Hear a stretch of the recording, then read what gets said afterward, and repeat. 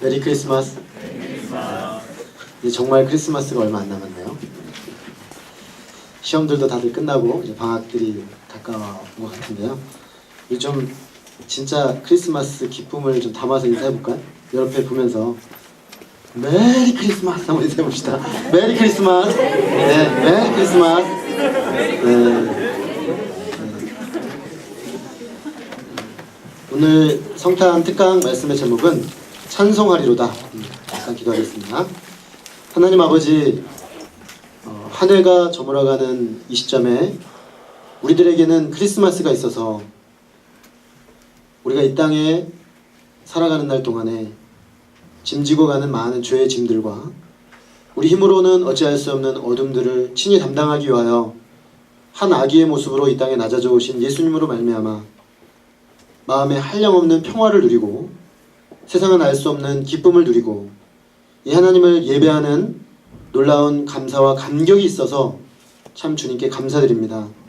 하나님 아버지, 우리가 마음 깊은 곳으로부터 참으로 기쁜 성탄이라고 고백할 수 있고 정말로 평화로운 성탄이라고 고백할 수 있는 그 근거가 예수님 안에서 우리에게 주어졌음을 감사합니다. 하나님, 시간 예배하며 우리 주님을 높여드립니다. 특별히 사가의 찬송을 살펴보면서 오늘 우리가 이 자리에서 주님을 높이고 찬송해야 될 이유들을 발견하게 하시고 다시금 심령으로부터 찬송을 회복하는 복된 시간이 되도록 역사해 주시기를 간절히 기도합니다. 이 시간을 주님께 의지하오며 예수 그리스도 이름으로 기도했습니다. 아멘. 우리가 올 한 해를 이렇게 돌아보면은 우리나라의 어떤 상황 속에서 봤을 때 올 한 해 우리 안에 굉장히 어려운 일들이 많이 있었습니다. 그래서 예년보다 좀 성탄과 연말 분위기가 좀 덜 나는 것 같아요. 더더군다나 경제적으로도 많은 압박감이 있는 그런 어떤 시기이기 때문에 더더군다나 더 그런 것 같습니다. 그래서 성탄 찬송을 듣기가 좀 예전보다 좀 쉽지 않은 것 같다, 이런 생각을 하게 됩니다. 그러나 우리가 뭐 예년처럼 성탄을 연말이 오고 성탄이 와서 성탄 찬송을 거리마다 막 성탄 찬송이 울려 퍼지고 또 캐롤이 울려 퍼지고 막 그런 그 성탄과 어떤 연말의 분위기가 굉장히 이렇게 많이 있다고 해서 꼭 우리 한 사람 한 사람 개인이 그 분위기의 또 흐름에 동참하는 것은 아닙니다. 오히려 세상이 시끌벅적할수록 뭔가 기뻐다 하고 뭔가 막 노래를 많이 부르고 막 들떠 있는 그런 분위기 속에서 오히려 어딘가에서 더 상대적으로 세상이 밝고 신나고 노래 부르고 뭔가 좋아 보이기 때문에 오히려 자기는 더 우울하고 더 슬프고 더 외롭고 더 공고한 그런 고백을 하는 사람들을 볼 수가 있습니다. 그런 점에서 성탄에 우리가 참으로 진정한 찬양을 하기 위해서는 단순히 그런 분위기에 편성해 가지고는 되지 않습니다. 분위기에 편승한 성탄을 맞이하게 되면은 분위기가 가라앉으면 같이 가라앉는 거고요. 분위기가 좋으면 내가 그렇지 않기 때문에 더 슬퍼져요. 더 찬송할 이유가 없어지는 것입니다. 그런 점에서 우리가 진정한 성탄의 찬송을 드리기 위해서는 단지 그런 분위기가 있느냐 없느냐 보다는 이 성탄의 주인이신 예수님을 우리가 얼마나 잘 기억하느냐, 이 예수님이 이 땅에 오셨다는 그 사실이 오늘 우리에게 어떤 의미가 있느냐 하는 것을 우리가 잘 아는데 중요한 그 근원이 있다고 보겠습니다. 오늘 우리는 찬송할 수 없었던 사람이 마음속으로부터 찬송하리로다, 특별히 말이 입이 막혀 있다가 벙어리가 되어 있다가 터져 나오는 첫 마디가 찬송하리로다, 이 외침이었죠. 그 외침을 외치게 된 그 이유에 대해서 살펴보고 우리도 우리 마음 깊은 곳으로부터 진정으로 찬송하게 되는 성탄을 맞이할 수 있기를 기도합니다. 자, 그러면은 오늘 우리의 주인공 사가랴는 언제 성탄의 찬송이 터져 나왔습니까? 그는 세례 요한의 아버지입니다. 세례 요한은 예수님의 올 길을 예비한 선지자죠. 그래서 마태, 마가, 누가, 요한복음, 사복음서를 다 살펴보면은 성경이 다 세례 요한으로 시작됩니다. 예수님으로 시작되지 않고요. 세례 요한을 먼저 이야기하고 세례 요한이 예수님을 딱 소개한 다음에 예수님이 등장합니다. 그 정도로 성경이 비중 있게 다루는 인물이죠.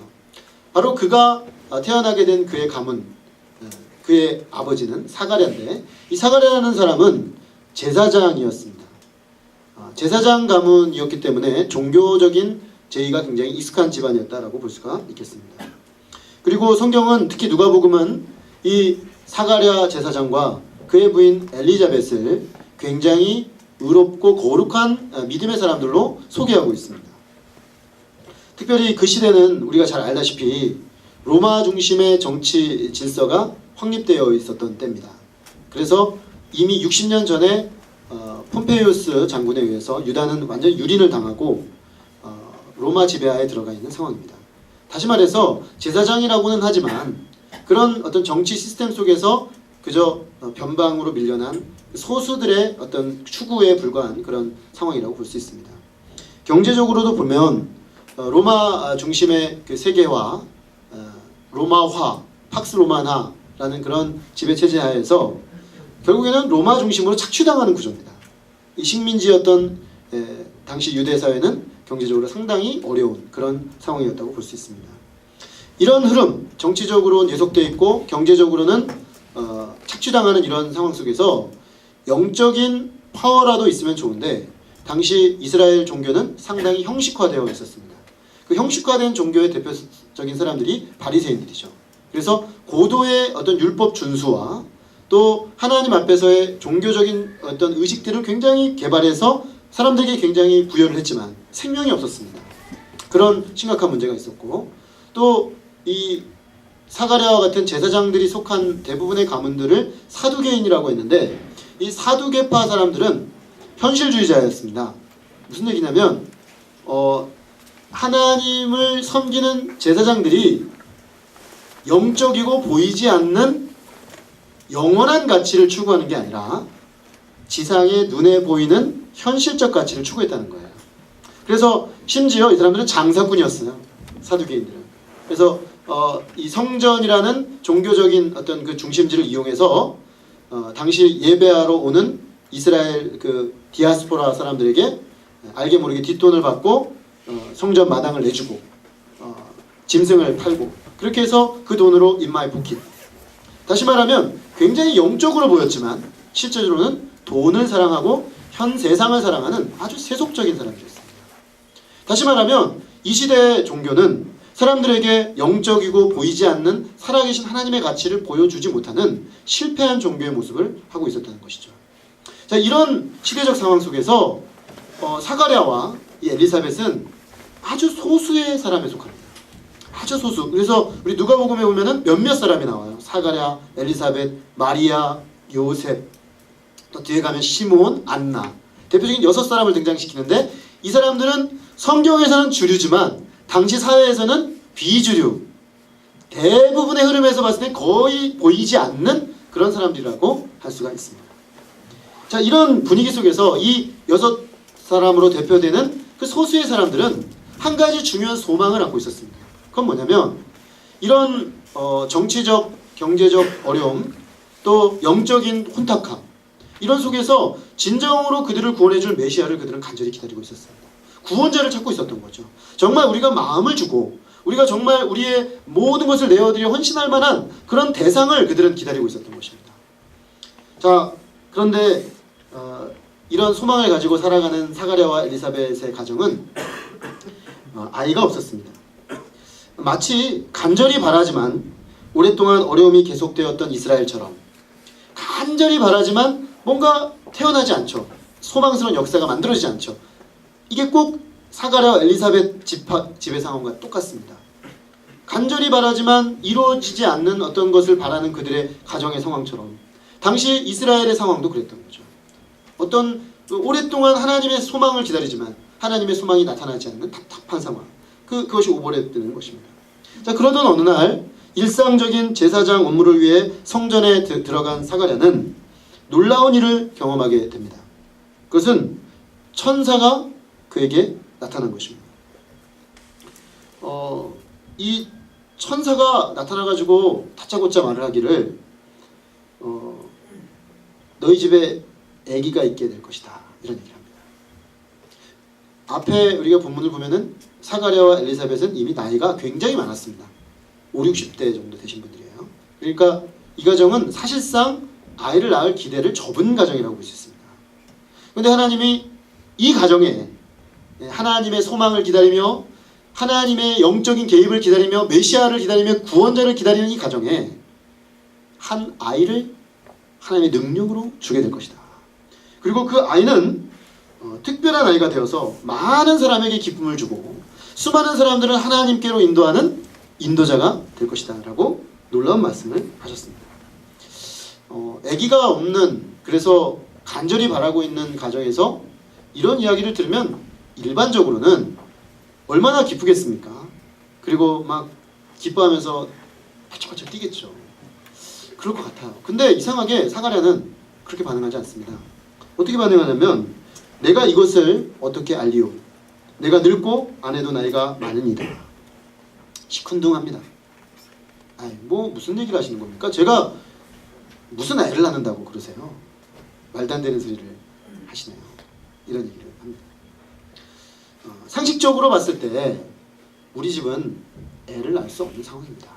하나님 천사를 보내셔까지 왜 이런 얘기를 하시는지 저는 이해를 못하겠다. 이런 반응을 보이는 것입니다. 자, 그러나 사가랴의 이 불신에 찬 대답은 이 일이 성취되기까지 사가랴의 입에서 언어를 빼앗아갔습니다. 이게 뒤에 보면은 듣지도 못했던 것 같아요. 왜냐하면 말을 못 알아들으니까 이렇게 써가면서 이렇게 의사소통을 하죠. 그러니까 보통 그 말을 빼앗길 때 보면 듣는 기능도 같이 빼앗기는데 사가랴도 일시적으로 듣고 말하는 기능을 빼앗겼습니다. 자, 그렇게 해서 그는 들어갈 때는 정상적인 제사장으로 들어갔는데 성전에서 나올 때는 말도 못하고 들을 수도 없는 장애인이 돼서 나오게 되었습니다. 그런데 놀랍게도 그가 비웃었던 것과 달리 정말로 엘리사벳이, 그 나이든 엘리사벳이 잉태를 하게 되었습니다. 기적적인 잉태죠. 근데 이 기적적인 잉태가요 굉장히 의미심장한 것입니다. 왜냐하면 이 엘리사벳과 예수님을 잉태하게 된 마리아는 먼 친척벌입니다. 근데 6개월 뒤에 마리아에게 성령의 능력으로 동정녀가 잉태하게 되는 사건이 일어나는데 마리아가 그 소식을 듣고 잉태가 된 다음에 제일 먼저 찾아간 사람이 남편 요셉이 아니고 엘리사벳이었습니다. 엘리사벳이 이미 초자연적인 하나님의 잉태를 경험했기 때문에 그녀는 엘리사벳에게 가서 자기에게 일어난 이 일을 해석하기를 원했죠. 그때 성경은 뭐라고 말하고 있냐면 마리아가 엘리사벳에게 옵니다. 이모죠, 이모.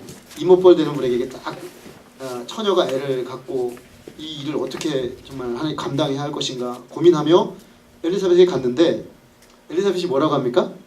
내 주의 모친이 내게 나오는도다. 이렇게 말해요. 내 주의 모친. 엘리사벳은 하나님의 계시의 말씀을 받았던 것입니다. 그래서 그 마리아에게 잉태된 아이가 인류를 구원할 구주인 것을 그녀는 알았던 거죠. 근데 지금 엘리사벳의 뱃속에 있는 이 아이, 6개월 전에 잉태된 세례 요한이죠. 세례 요한과 예수님은 6개월 차 먼 친척입니다. 근데 이 세례 요한이 뱃속에서 어떻게 했냐면 엘리사벳이 뭐라 그래요? 내 뱃속에서 이 아이가 성령으로 기뻐 뛴다. 이미 뱃속에서 사명을 수행하고 있는 거죠. 세례 요한은 예수 그리스도를 인도하고 예수 그리스도를 오게 하는 일을 위하여 특별히 택함 받은 아이예요. 그래서 그 부모도 그 역할을 같이 감당한 거죠. 그래서 엘리사벳은 하나님의 그 특별한 사명을 이루기 위하여 먼저 준비되고 있었던 것입니다. 자, 이렇게 엘리사벳이 자신의 사명을 완수하고 있는 동안에도 사가랴는 계속 말을 못하고 들을 수 없는 상태로 있었습니다. 약 10개월가량을 그렇게 있었던 것 같아요. 그러다가 엘리사벳이 이제 아기를 낳게 되었습니다. 그 아이는 많은 사람들에게 그 예언대로 큰 기쁨을 주는 시대의 소망이 되었습니다. 사실 아이가 태어나면 늘 소망이 있는 것 같아요.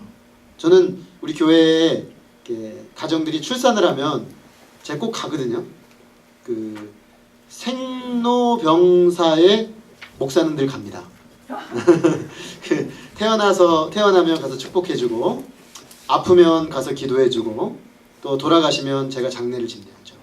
그러니까 어떤 성도의 일생과 같이 하는 게 목사의 삶이기 때문에 가는데, 이 아이들이 태어날 때 꼭 가서 이렇게 보면요, 제가 제 안에 희망이 생겨요. 이 아이가 태어남으로 말미암아 이 세상은 또 어떤 하나님의 소망스러운 일이 일어날까, 이런 기대감이 생기는 거죠. 그러니까 이 세상의 모든 아기들은 소망이에요. 그런데 특별히 이 세례 요한이라는 이 아이는 하나님이 특별한 뜻을 두고 이미 그 뱃속에서 태어나기 전부터 그의 태어남과 출생에 대해서 예언을 주신 아이예요. 그래 얼마나 특별한 아이입니까? 사람들이 우리 소망 없는 이스라엘에 이 세례 요한이 태어남으로 말미암아 어떤 새로운 시대가 오지 않겠는가라는 기대감이 올라오는 거죠. 그래서 막 기뻐했습니다, 사람들이. 그래서 이제 8일째가 돼서 할례를 하게 됐는데 이름을 짓게 되었습니다. 자, 통상적으로는 아버지가 이름을 짓거나 이제 어머니가 이름을 짓겠죠. 근데 여기는 특이하게도 동네 사람들이, 주변 사람들이 막 나서요. 이름을 빨리 지어줘야 된다. 막 이름을 짓자고 막 얘기를 합니다. 근데 당시 그 이름을 질 때는 아버지 이름을 이렇게 따서 짓습니다. 아버지가 사가랴니까 사가랴 더 세컨드, 그죠? 사가랴 2세. 사가랴 2세로 그냥 짓자, 이렇게 얘기를 했어요. 그랬더니 엘리사벳이 아니다, 그 아이의 이름은 요한이다, 요한으로 지어야 한다, 이렇게 주장합니다. 난데없이 왜 요한이냐? 학렬도 안 따르고 뭐 흐름도 따라가지도 않고 좀 이건 근거가 없는 이름 짓긴 것 같다, 이렇게 얘기합니다. 그래서 아버지에게 가보자. 아버지인데 말을 못하죠.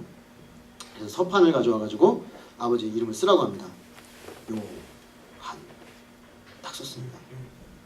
싹 쓰니까 그 순간에 이 사가랴의 입술이 열렸습니다. 혀가 열리고 말을 할 수 있게 된 것이죠. 10개월 동안 듣지도 못하고 말하지 못했던 사가랴가 이제 하나님께서 말씀하신 대로 그 아이의 이름을 적자 입술이 열리게 된 것입니다. 그래서 그 아이는 결국 많은 사람들에게 이 소식이 알려지죠. 그 아이에 뭔가 특별한 점이 있다.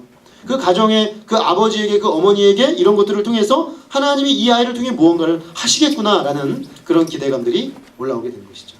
그리고 후일 이 세례 요한이 30살쯤 되었을 때, 그 이전이겠죠. 20대 중반쯤에 광야로 나가서 광야에서 낙타 털옷을 입고 메뚜기와 석청을 먹는 특별한 식사를 하면서 강렬한 메시지를 던졌을 때 수많은 사람들이 과연 이 아이를 통해서 하나님이 무엇을 하시는구나, 이스라엘의 새로운 역사가 일어나는구나, 엘리야가 다시 나타났구나, 어쩌면 그가 메시아일지도 몰라 라는 사람들이 엄청난 기대감들이 올라올 수 있었던 근거가 그 이미 출생 때부터 수많은 사람들에게 그런 내용들을 알려주게 된 것입니다.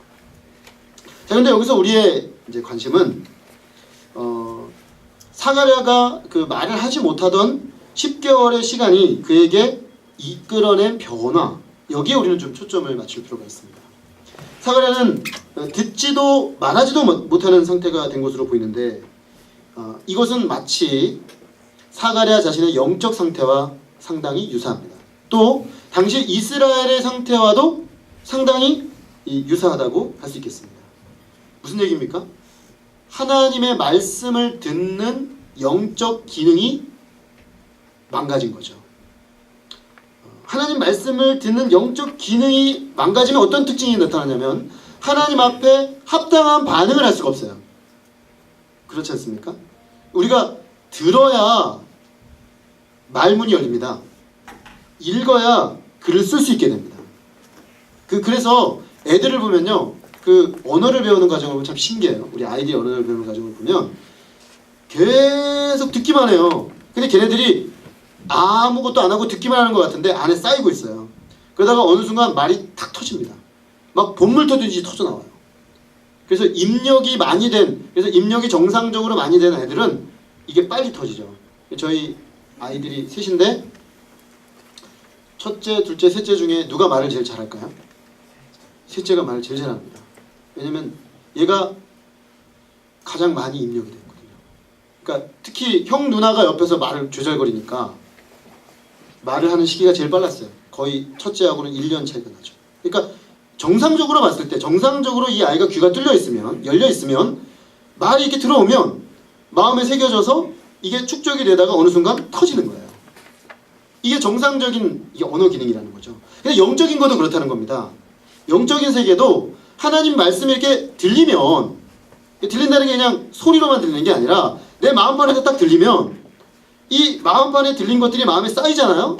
그러면 내 안에 영적 반응이 나오게 돼 있어요. 그게 뭡니까? 믿음입니다. 믿음. 믿음의 영적 반응이 나오는 거예요. 그게 정상적인 과정인데, 자, 제사장이라고 하는 사가랴가 어땠습니까?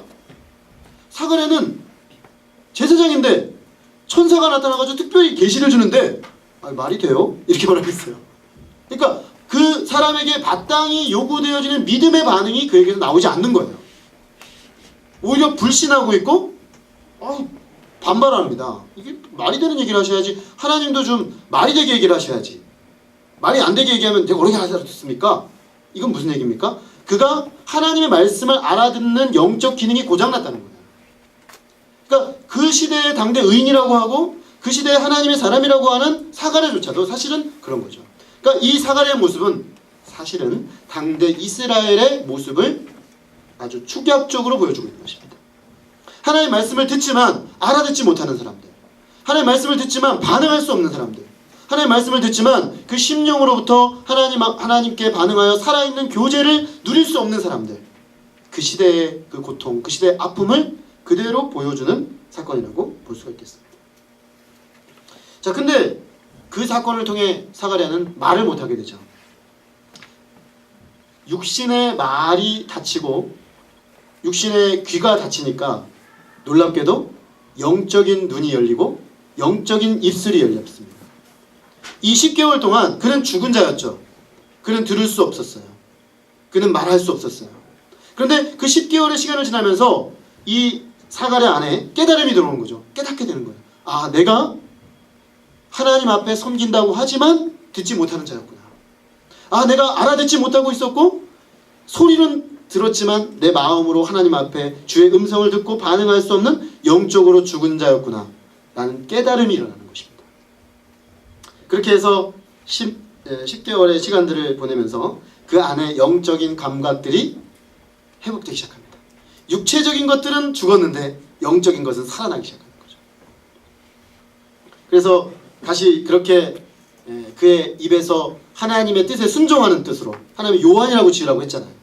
처음에는 그런 일이 어떻게 일어나겠습니까 했는데 이제는 하나님의 뜻을 받아들여서 요한이라는 하나님의 뜻을 받아들였어요. 그때 그 입이 탁 열리면서 찬송하리로다 딱 터지죠. 여러분, 이것이 찬송입니다. 찬송은 그 영적인 귀와 영적인 눈과 영적인 입이 열린 사람만 할 수 있어요. 우리가 이 예배의 자리에 앉아 있다고 해서 그 자체가 찬양은 아니에요.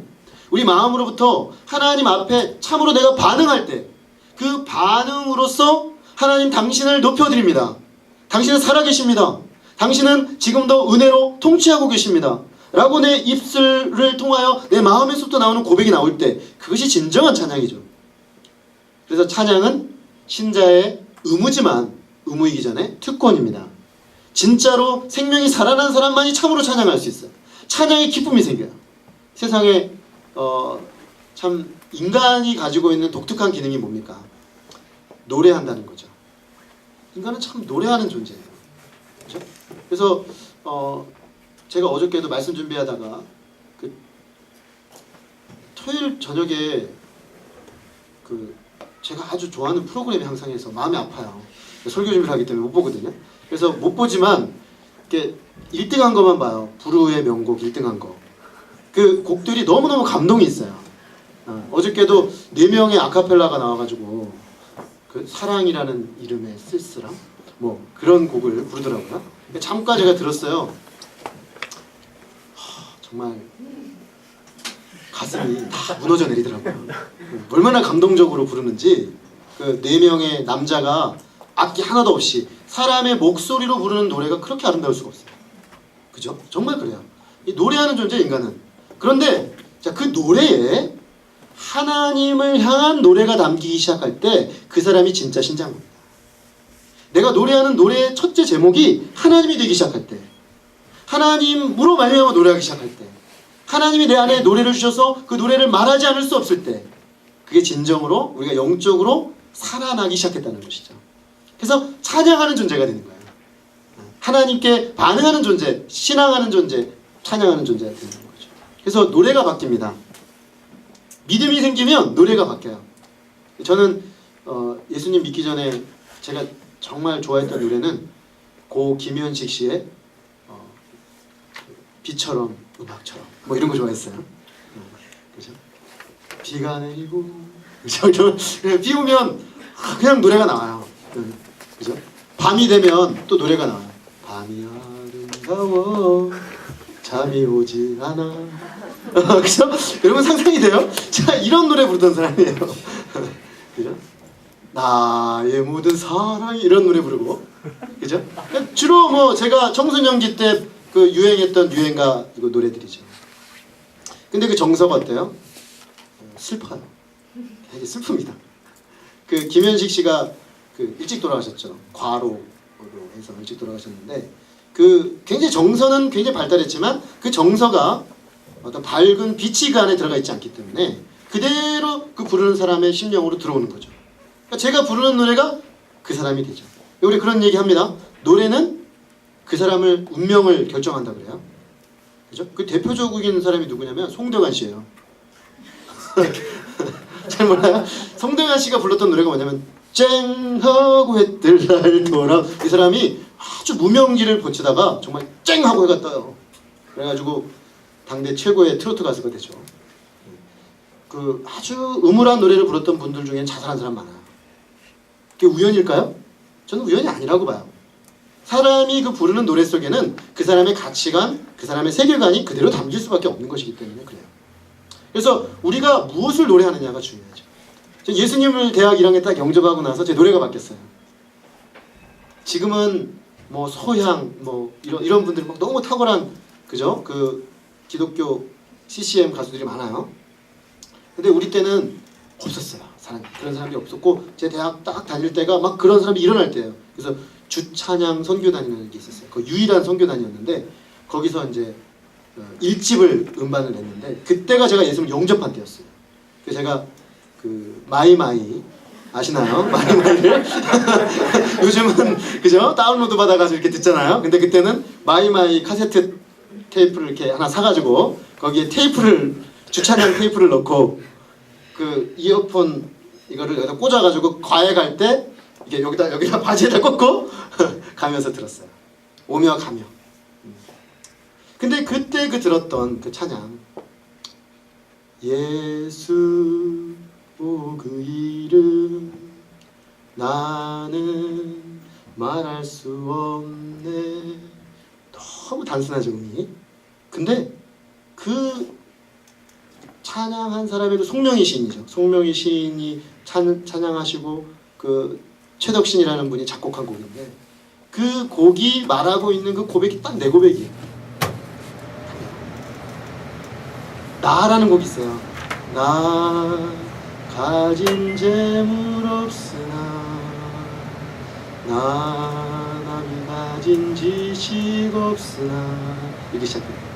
근데 내가 남이 없는 것을 갖게 돼요. 그것은 바로 공평하신 하나님이 내게 당신을 알 수 있는 은혜를 주었다. 이런 고백들이 제 안에서 공감되어서 터져나오기 시작하는 거예요. 그래서 세상은 알지 못하지만 나는 이 하나님이 내 영적인 눈이 열리면서 이 보여지는 세계가 전부가 아니고 보이지 않지만 살아계신 하나님, 보이지 않지만 살아계실 뿐만 아니라 우리에게 말씀하시는 하나님, 살아계실 뿐만 아니라 우리를 위하여 자기 아들을 보내시는 하나님, 지금도 나와 영으로 동행하시는 하나님, 그분들을 알아가는 그 세계가 막 열리기 시작하는 거죠.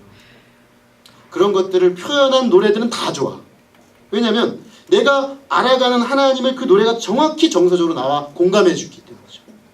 그래서 저는 요즘 노래들은 잘 못 들어요. 제가 시간이 바빠서 성경 연구하고 설교 준비하기 바빠서. 근데 웬만한 곡은 제가 다 외우고 있습니다. 왜냐면 왜 외우고 있냐면 외우려고 외운 게 아니라 그 곡들이 고백하는 고백이 내 고백이거든요. 내 고백이에요. 그래서 자꾸 반복해서 듣다 보니까 나중엔 저절로 외워져 버려요. 노래가 바뀌었어요. 노래가 바뀌었어요. 다만 제가 불후의 명곡이나 이런 곡들을 듣는 이유는 너무 종교 음악만 듣는 것 같아서 균형을 잡아주기 위해서 그죠? 균형을 잡아주기 위해서 읽는 거지. 근데 그럼에도 불구하고 이 내 안에 예수 그리스도로 말미암아 바뀌어진 이 노래 곡조 분위기는 완전히 달라진 거예요. 그러니까 그 노래가 바뀌니까 제 인격이 바뀌고 제 삶이 바뀌고 삶의 가치가 바뀌어버리다는 것이죠. 지금 사가랴가 입에서 불신의 말을 내뱉던 사람 아닙니까? 어떻게 그런 일이 있습니까?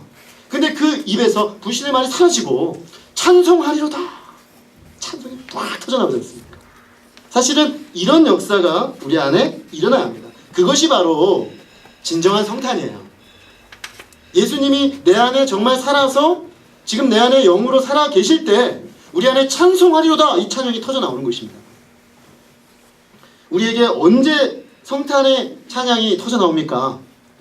그것은 사가랴를 볼 때 불신을 회개할 때입니다.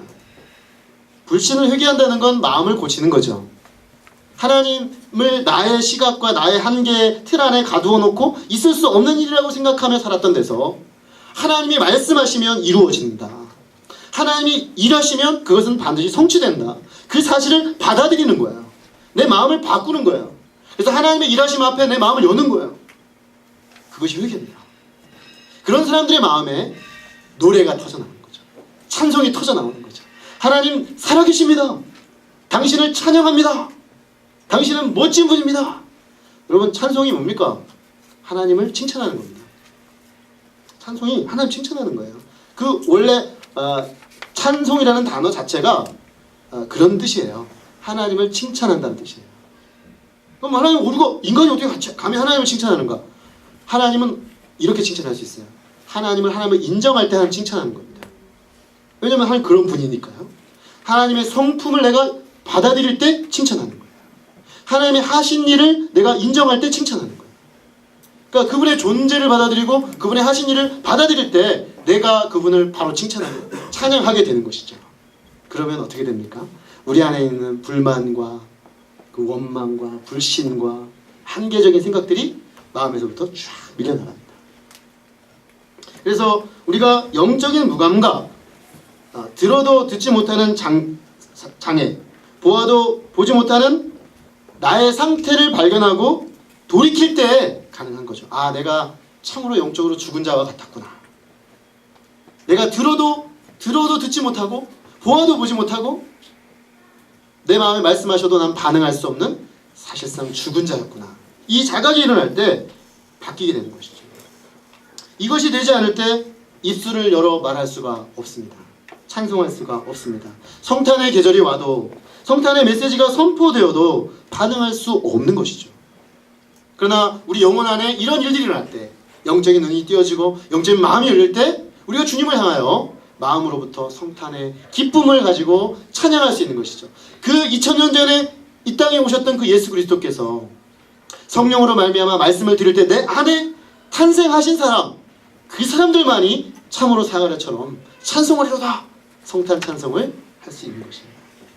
우리 주님께서 이번 성탄을 맞이하면서 우리 영혼을 사가랴와 같이, 사가랴 그 10개월 같이 고쳐주셔서 반응하는 영혼, 우리 안에 태어나신 예수 그리스도를 말미암아 우리의 모든 상황을 앞두고도 남는 찬양으로 찬송하는 영혼으로 우리 심령을 다 바꿔주시기를 주님의 이름으로 간절히 기도합니다. 자, 그러면은 입술이 열린 사가랴는 무엇을 찬송했습니까? 그는 자신의 아기가 태어나서 찬양을 했죠. 아기가 태어나서 이름을 탁 써서 이름을 탁 열었는데, 그러면 일반적으로 생각할 때 이 찬양이 이 아이와 관련된 것일 거라고 생각할 수 있습니다. 그런데 그의 찬양을 가만히 보면 자기 아들에 대한 게 아닙니다. 그는 자기 아들이 길을 예비하게 되어서 오게 될 그 메시아를 바라보면서 그도 찬양합니다. 그러니까 이 집안은 대를 이어서 메시아의 길을 예비한 거죠. 대를 이어서 그리스도의 오심을 예비하는 사명을 감당합니다. 그가 영적인 마음과 눈이 열려서 오실 메시아를 바라보면서 노래를 하는데, 크게 두 가지로 노래를 합니다. 첫째는 구원의 뿔로 오시는 예수님을 찬양합니다. 찬송하리로다 주 이스라엘의 하나님이여, 그 백성을 돌보사 속량하시며 우리를 위하여 구원의 뿔을 그종 다윗의 집에 일으키셨으니. 사가랴는 주 이스라엘의 하나님을 찬송하고 있습니다. 그 하나님은 그 백성을 돌보사 속량하시는 분이십니다. 속량은 값을 주고 노예를 사서 해방시키는 겁니다. 쉽게 이해시킬 수 있게 말씀드리면 이런 거죠. 쉰들러 리스트라는 영화에 보면 쉰들러가 그 리스트에 쓴 사람들은 자기의 재산을 다 주고 사람들을 사내죠. 그 사람들은 죽음에서 건져집니다. 그게 속량입니다. 오늘 오전에 오셨던 우리 한 형사님이 그 북한 이제 인권 관련 얘기하시면서 그 지금 20만 명의 그 정치범 수용소에 갇혀 있는 사람들이 있는데 그 중에 상당수는 기독교인입니다. 네, 그들을 속량하는 프로젝트를 만들어야 되지 않냐, 뭐 이런 얘기를 하시는 거예요. 그들의 생명을 값주고서라도 돈을 주고서라도 사내겠다는 거죠. 여러분 이게 속량입니다. 근데 이 사가랴가 보는 메시아는 그리스도는 오실 예수 그리스도는 바로 그 속량을 우리에게 주시는 분이라는 거죠. 속량을 우리에게 주시는 값을 주고 우리를 구원해내는 분이라는 것입니다. 그래서 그 값을 주고 노예로 해방시키는 그분은 다윗의 집에 일어나는 다윗의 자손이죠. 이게 구약 성경의 흐름을 보면 아브라함과 다윗의 자손으로 오실 분이 세상을 구원할 자다 그랬습니다. 그 구원의 내용은 속량이다 이렇게 말을 하고 있는 것입니다. 그런데 그 구원은 강력한 능력이 있어야 돼요. 무슨 얘기냐면 사람을 살려면 돈이 있어야 돼요. 이 사람의 생명을 어떻게 돈으로 사겠습니까? 그러나 그 생명을 사기 위하여 대가를 치러야 한다는 거예요. 그러니까 그거를 치를 만큼의 능력이 있어야 돼요. 그래서 오늘 다윗의 집안에 오는데 그 메시아를 뭐라고 했냐면 구원의 뿔이라고 했습니다. 뿔. 성경에서 뿔은 능력을 상징합니다. 그러므로 그분에게는 사람들을 죄에서 값주고 살 수 있는 놀라운 능력이 있는 분이다 라고 말씀하고 있습니다. 마치 이집트의 노예 상태에 매여 꼼짝달싹 못하던 출애굽 전 이스라엘의 상태, 거기서 그들을 건져낸 것 같다는 거죠. 여기에는 중요한 전제가 깔려 있습니다. 지금 이스라엘은 속량을 받아야 될 포로 상태라는 것입니다. 노예 상태라는 것입니다. 매여 있다는 것입니다. 그래서 출애굽하기